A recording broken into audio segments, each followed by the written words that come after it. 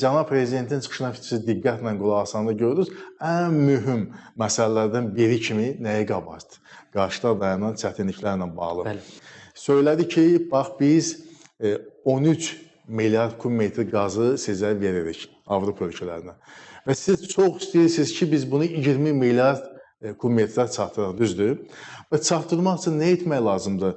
Var Cənub Qafqaz boru xətti, düzdür, TANAP var, TAP var. Bəli. Bu xəttlərlə bizim qazımız Avropa bazarına çıxır. Deməli, biz nə etməliyik?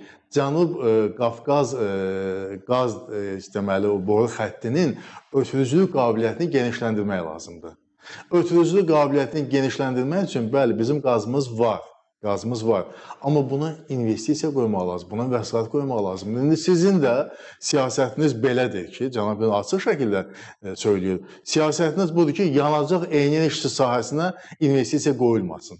Yəni bu neftdir, qazdır, bu yanacaq enerjisidir, buna qoyulmasın. Yaşıl enerji prioritetdir və bu sahəyə vəsait qoyulmasın. Onda paradoks əmələ gəlir. Maliyyə institutlarına deyirsiniz ki, buna getməyin. Bu vəsaiti ayırmayın. Çünki söhbət yanacaq enerjisindən gedir. O enerjidən ki, havanı, mühiti, ekologiyanı korlayır. Yaxşı onda, gəlin açıq danışalım. Bir yandan siz istəyirsiniz ki, biz sizə 20 milyard kubmetr qaz verək. Bunu etmək üçün də həmin bizdən sizə gedən bu kəmərlərin deməli, ötürücülük qabiliyyəti genişlənməlidir. Genişləndirmək üçün isə burada əlavə xeyli işlər görmək lazımdır. Bu işləri görmək üçün də maliyyə vəsaiti lazımdır. Siz də deyirsiniz ki, bu yanacaq enerjisidir, buna maliyyə vəsaiti ayırmayın. Bax, paradoks bundadır, bu yanaşma düzgün deyil.